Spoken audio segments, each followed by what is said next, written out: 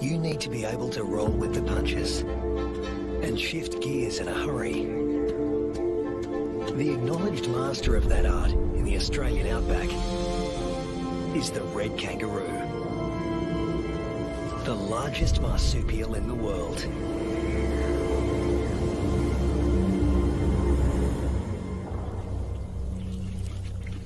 This female is pregnant.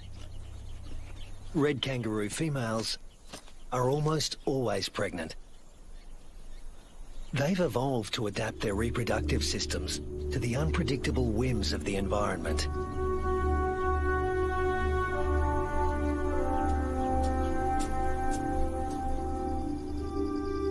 At any given moment, a female can have 3 offspring to care for, each at a different stage of development.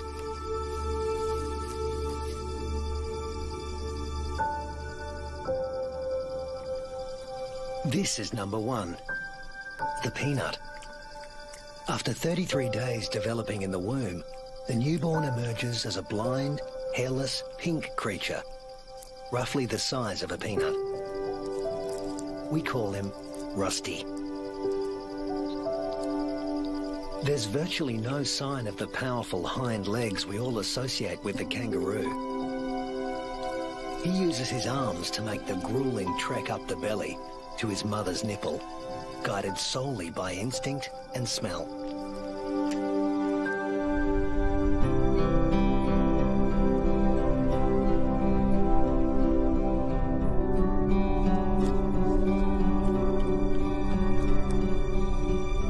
Almost immediately, the female goes into heat again, releasing hormones that stimulate ovulation. Once fertilized, the mother's endocrine system puts the development of this new embryo on hold. That's number 2. Its progress won't be kick-started again until the peanut reduces his suckling. Number 3 is the joey, who's spending some time suckling from outside the pouch and some out on his own in the big wide world.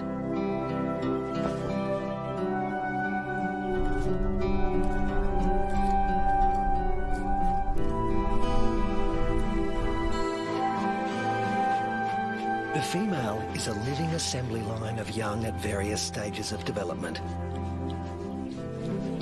But when times are hard, the system has to be ruthless. She will cut off nutrition to the peanut in her pouch, and when it dies, she'll restart the embryo's development to take his place.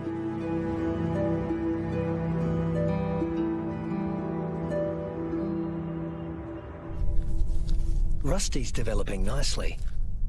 He's beginning to resemble something like a baby kangaroo.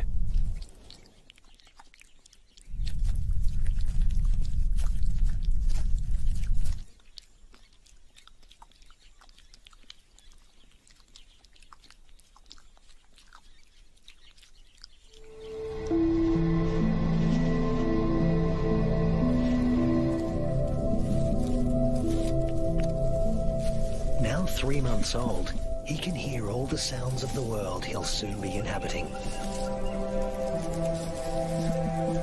It's all so unfamiliar. It's not surprising he'd prefer to stay in the pouch for just a while longer.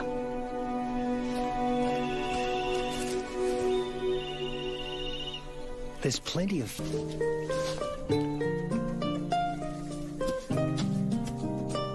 But Rusty's not the only one in the neighborhood with a serious set of legs.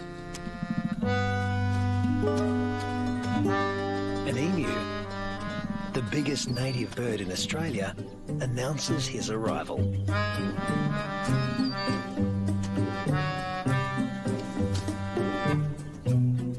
His skirt of feathers absorbs 80% of solar radiation, leaving the skin underneath cool. This dad needs a cool head.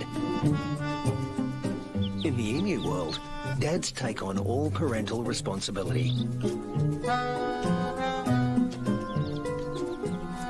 The chicks will be under his wing for 18 months. Not exactly the red kangaroo way. Males are pretty much deadbeat dads. They leave as soon as the young are conceived.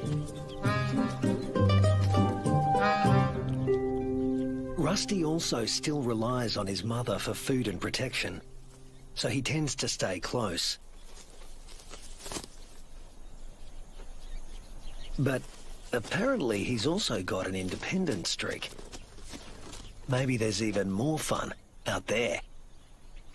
Soon he leaves the rest of the mob and is in uncharted territory.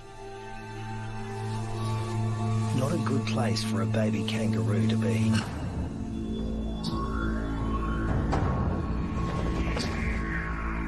A wedge-tailed eagle, the largest bird of prey in Australia. And it likes to take young kangaroos. Mum realises she doesn't know where Rusty is. But the eagle does.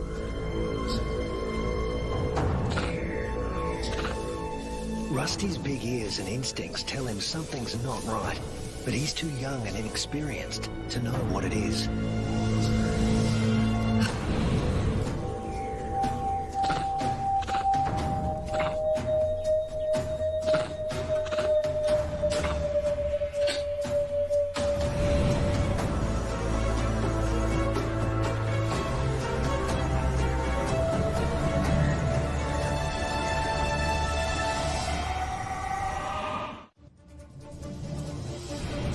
No sooner has Rusty left his mother's side than he's in trouble. With the bone-crushing power of her talons, the eagle could seize Rusty and drag him to his death.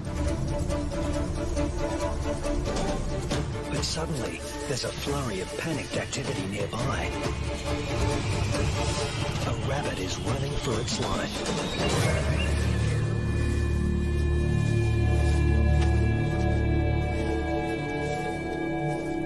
Luckily for Rusty, there was easier prey to be had.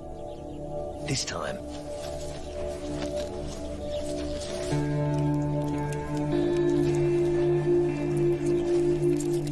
red kangaroos and wedge-tailed eagles share the same territory, and when the eagle has a chick to feed, the hunting never stops. More than 10% of the eagle's diet is kangaroo.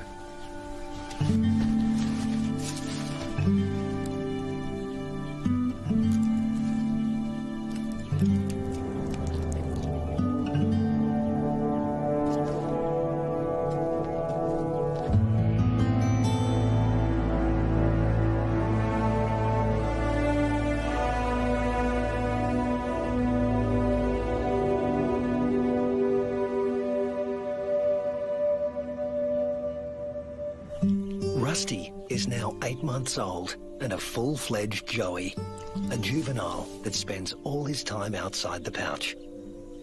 In a few months, he won't have Mum's milk to rely on anymore.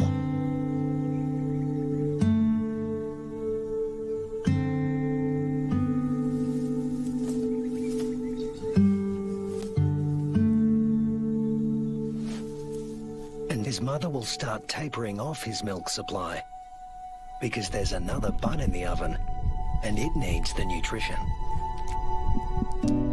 Mum's body now produces 2 totally different types of milk. A more dilute one for his tiny sister and a richer one for him. Each dispensed from its own nipple.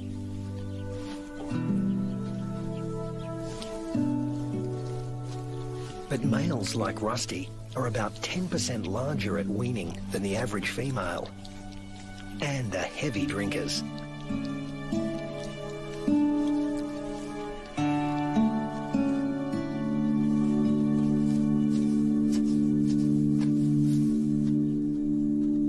This is the kangaroo version of tough love. Rusty's mother cuts him off completely. Her milk is needed elsewhere. Rusty is off to explore his wider world.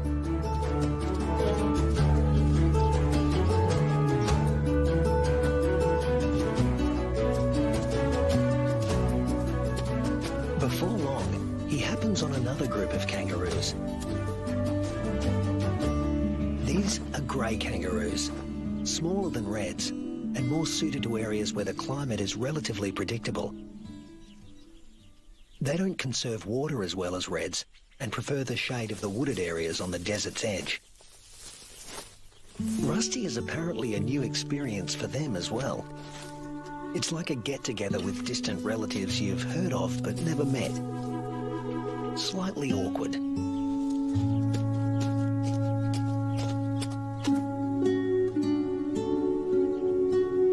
And here comes another branch of the family, wallaroos. Marsupials somewhere between red kangaroos and wallabies in size, who frequent the rocky outcrops looking for shade and water. If you live in a desert, water is a treasure, and its presence is never guaranteed. With no true seasons in this part of Australia, the only certainty is unpredictability. A waterhole is a gift from the heavens for many creatures. Emus, reds and wallaroos all gather to drink. But the relentless sun is turning the mud around the waterhole into clay, laying traps for the unwary. Rusty is not driven by the same intense thirst as his grey cousins.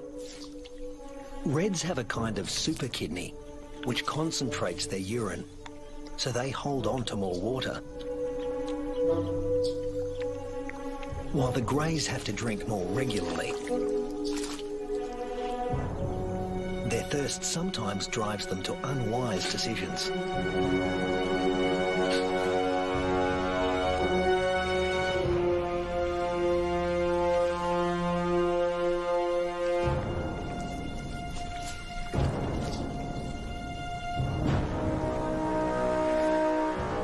This young grey is in trouble, deep trouble, and he's drawing some unwanted attention. A dingo. Dingoes will gladly take a young kangaroo under any circumstances. A joey stuck in the mud and unable to flee, that's just too good to resist. The other kangaroos can't help him. His fate is sealed. Even at the tender age of 18 months, Rusty has the good sense to get out of Dodge in a hurry. Now he's on the road again, in search of a good meal. He's still an adolescent, and burning through energy at a faster rate than an adult.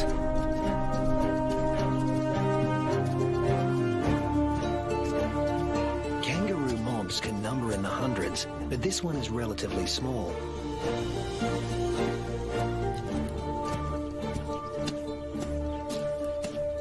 And Rusty's appearance on the scene has caught another male's attention.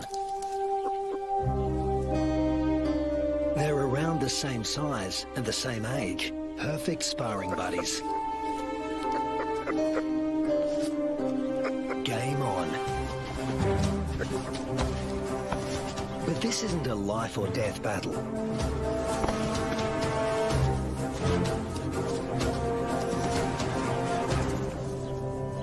What they learn here will be crucial in later life, when the stakes are higher.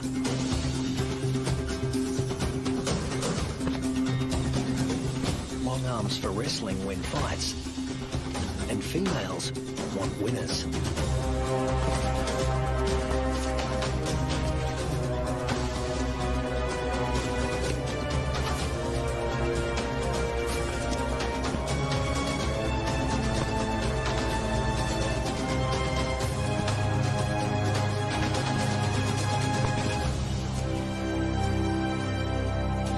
Rusty doesn't come out on top this time, but the boxing experience is invaluable.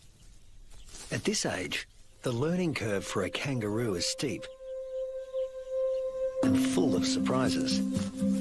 A sudden rustle in the dry grass spooks the gang he's hanging out with.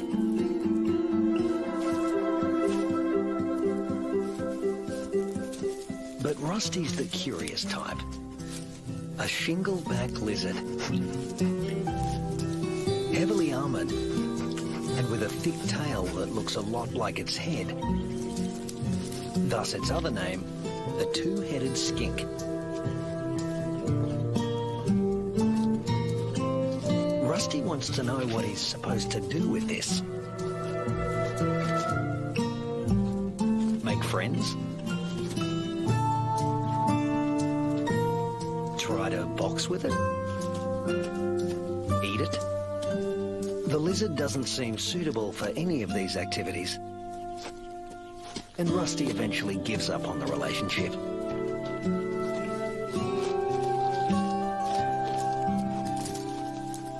This part of the Central Australian outback has been hot and dry for weeks. The plants have been picked clean. When food sources dry up like this, red kangaroos are superbly adapted to survive. Still, even they can't live without water. But something is happening 100 miles away.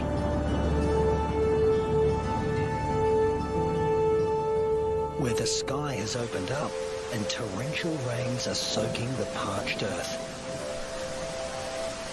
These waters will end up in the Channel Country and be funneled inland hundreds of miles away from their origin. The channels are dry now, but because the region is low-lying, they won't be for long.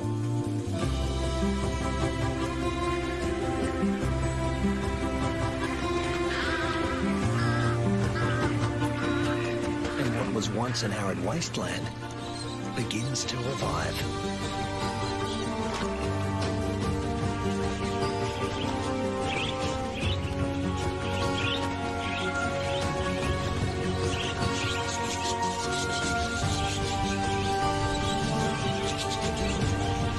The swirling flocks of budgerigars to the dingo mum and her pups, all are drawn to the life-giving waters.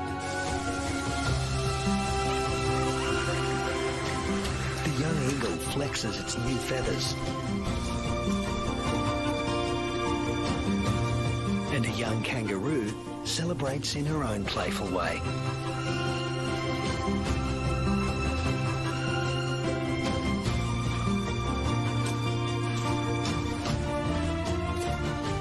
Are water guzzlers, and adults can drink up to 4 gallons a day. Like all emus, the chicks revel in a cooling bath.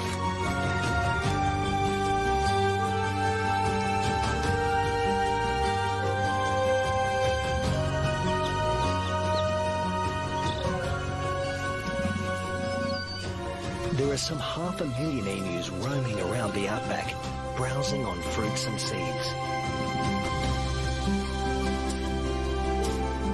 And what's good for the emus is also good for the rest of the ecosystem. As they move through the bush, they scatter the seeds of the flowers and fruit they've eaten along the way, which will sprout and become new plants.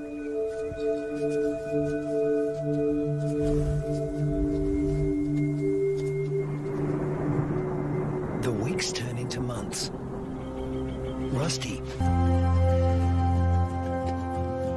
Red kangaroos are built to get where they want to go. Unfortunately, sometimes, especially when they're inexperienced, they get someplace they really don't want to be.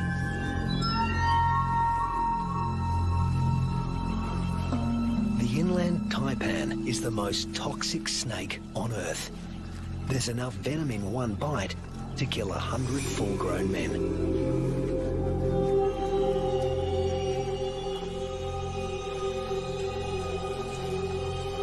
And it specializes in killing mammals. The Australian desert is the kingdom of the reptiles, but kangaroos know too well to leave all snakes alone.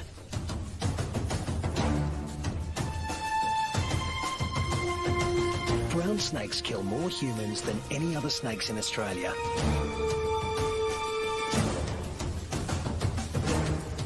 But it's not the biggest reptile in the neighbourhood. This is.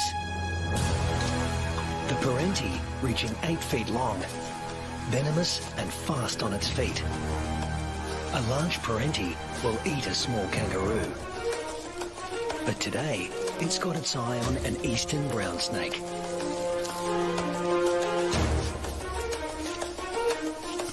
The forked tongue of the parenti follows the brown snake's chemical scent trail and leads him to an abandoned burrow.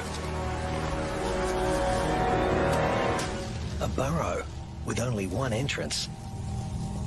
With a parenti in the picture, a sanctuary can easily become a death trap.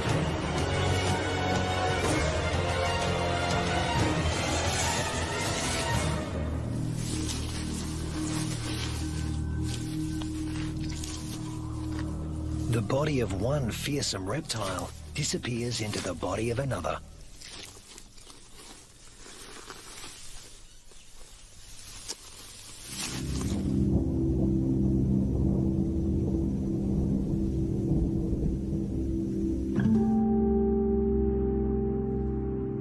The months roll on, and Rusty has grown in both size and experience. He weighs 150 pounds now and has dozens of sparring matches under his belt. Today, he finds himself with a mob he's met before. The one with the tough male who intimidated him last time.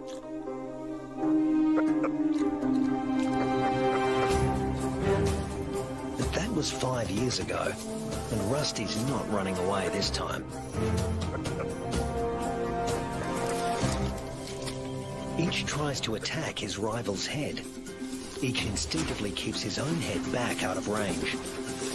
Although highly ritualized, fights between dominant males can mean a future as king or a loner, depending on the outcome. Testicles can be retracted. Don't want those damaged.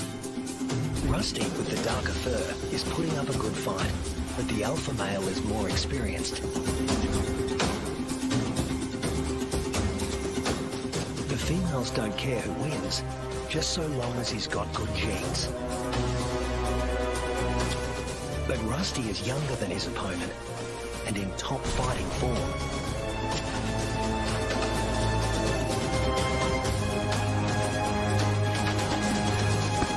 Finally, the king goes down. Now the mob is paying attention.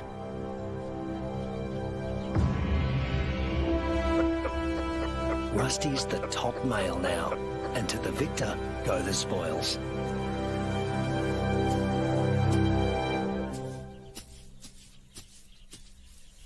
His first choice is this female, though he needs to give her urine the sniff test to make sure she's ovulating.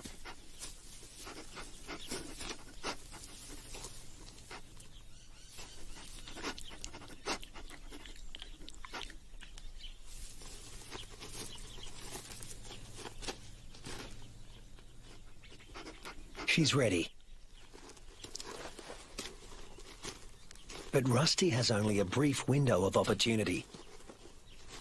She may only be receptive for a matter of hours. Better get to it. Mating doesn't take long, or wouldn't if there were only one female to consider. But Rusty's got miles to go before he sleeps. He's King Kangaroo now, and in addition to regular mating duties, he'll have to fend off other young roos who'd like to knock him off his throne, just as he did his predecessor. But that's not all Rusty has to worry about. The temperature is soaring, and the land is drying out. Evaporation is sucking the life out of everything, flora and fauna alike. You can never tell when the weather will change, only that it will. And that's the origin of some of the red kangaroo's most amazing adaptations. They're masters of heat regulation.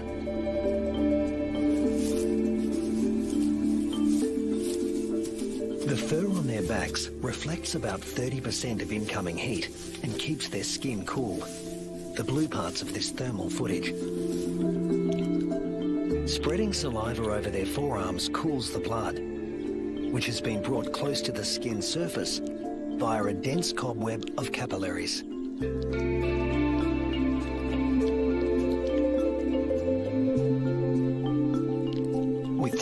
simmering above 100 degrees for over a week. A third of the males have already become infertile.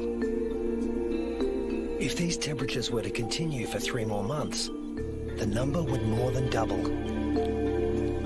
Reds defend their sperm by licking their scrotums to keep them cool. And in contrast to their battle strategy of retracting the scrotum, males let their testicles hang way down below their overheated trunks, keeping them about 7 degrees cooler than at their cores. The sand, even a few inches down, is cooler than at the surface. Red kangaroos dig until they reach cooler soil. And then...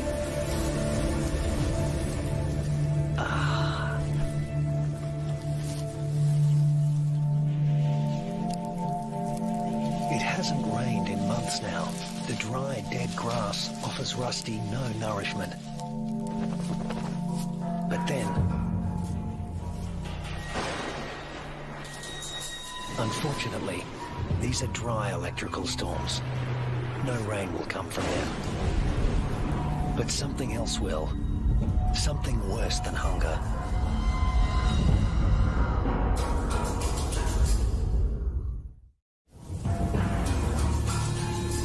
Lightning has ignited the dry grass of the outback.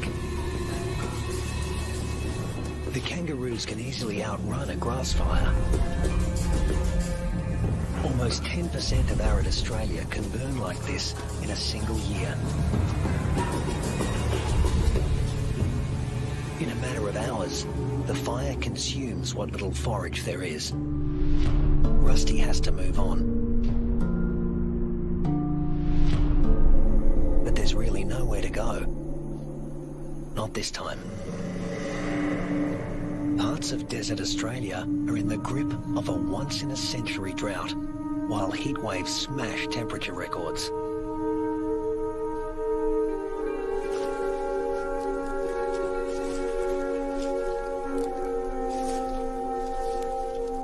Nothing that lives here has ever experienced anything like it, Rusty included.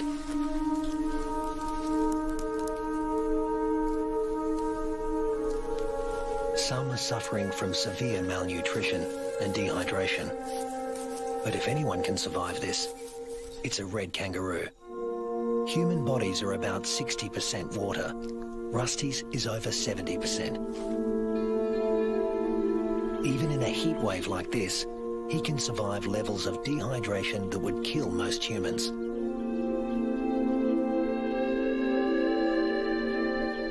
Reds only sweat when they're on the move.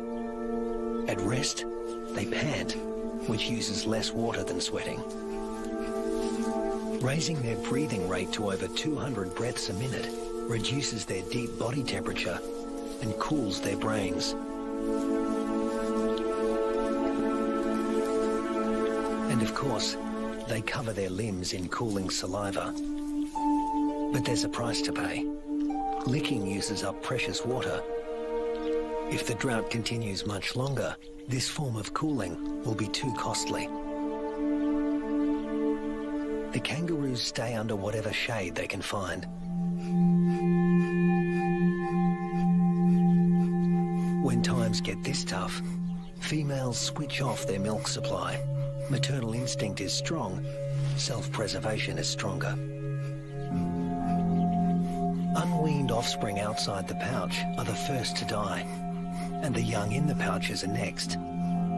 As it dies, the female reactivates her waiting embryo, but if the drought persists, it too will die, and she will stop reproducing altogether. Even Rusty, one of the strongest, is in trouble. In these conditions, the males are the first to succumb, especially the largest, who, like Rusty, need more food.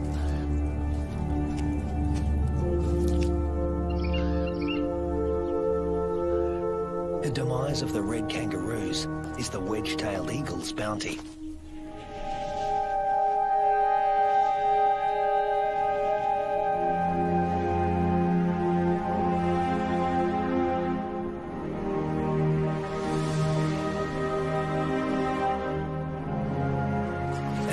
just the kangaroos that are suffering. The drought is taking its toll everywhere. Predators turn on each other to protect a tiny piece of rancid meat.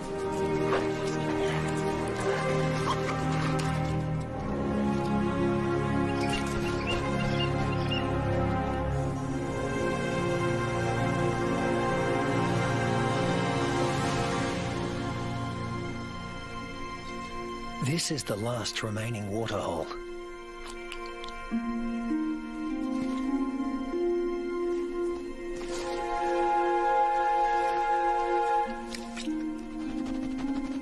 It's stagnant and salty.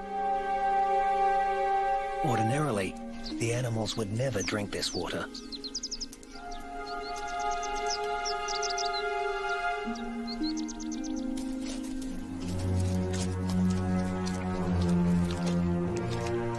But desperation drives them. The drought makes for uneasy bedfellows.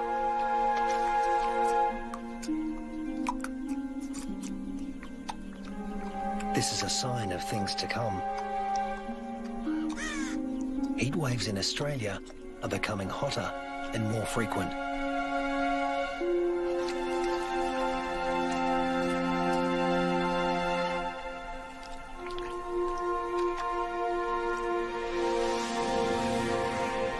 The intense dry heat continues and the casualties mount.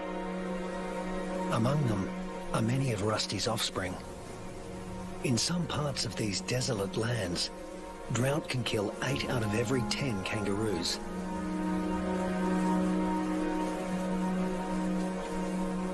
But Australia's desert inhabitants are a resilient bunch. After all, these may have been the hottest temperatures for the last 100 years. But these species have successfully weathered the climate for tens of thousands of years.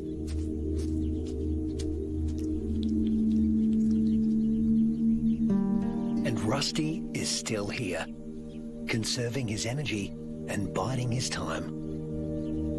A change is going to come. It always has. After 12 months of merciless drought, the landscape is dotted with the remains of those that couldn't hang on any longer. But in the Australian outback, all bad things come to an end. Eventually. Thunderclouds are gathering in the distance. Rusty seems to sense a change in the weather. Somewhere there is rain, and where there is water, there will also soon be food.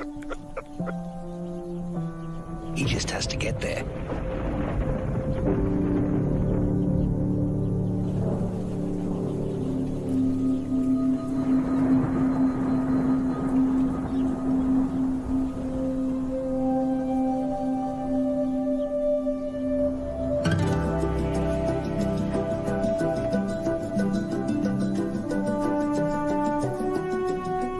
With what remains of his ebbing strength, Rusty heads in the direction of a storm.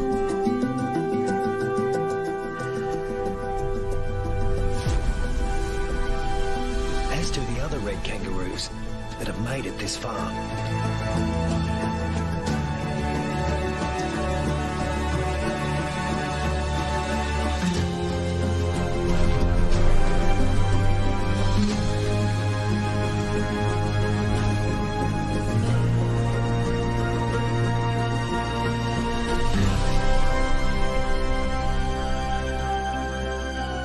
Rusty reaches the area watered by the storms, he finds a world restored by rain.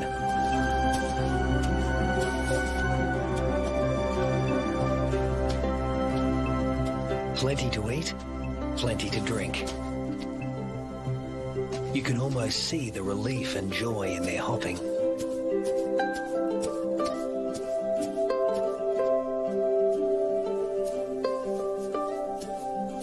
They will stay here and take in the nourishment. In only a few weeks, males and females will have their health restored, and soon they'll be ready to reproduce once again.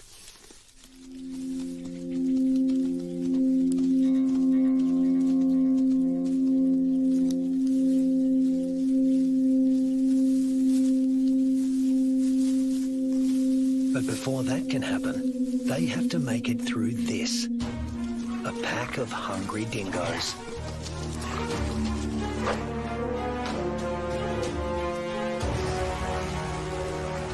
Hunting in a pack more than doubles a dingo's success rate. Normally, they go for the weakest kangaroos in the group.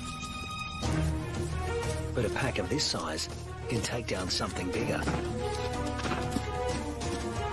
Something like Rusty.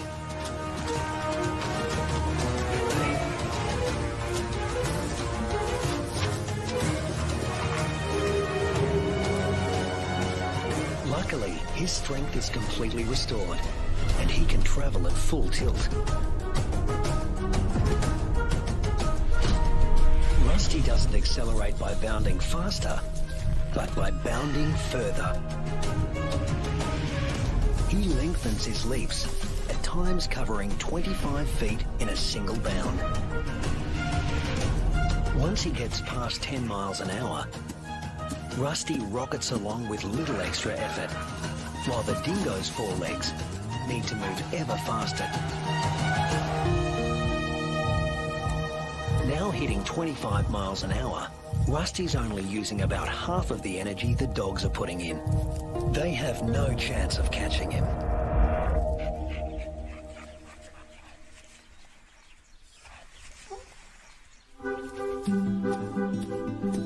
Now Rusty can turn his attention to replacing the offspring lost to the drought.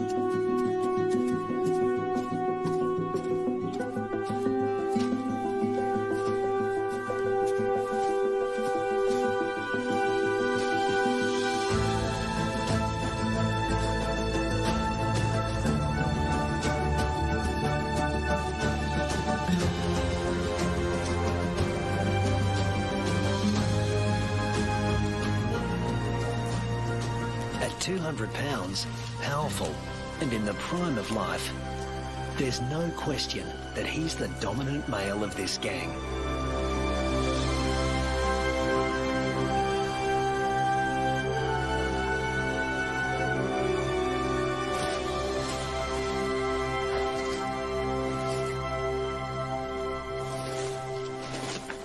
The young he-fathers will need an advantage to survive a world as harsh and unpredictable as this one.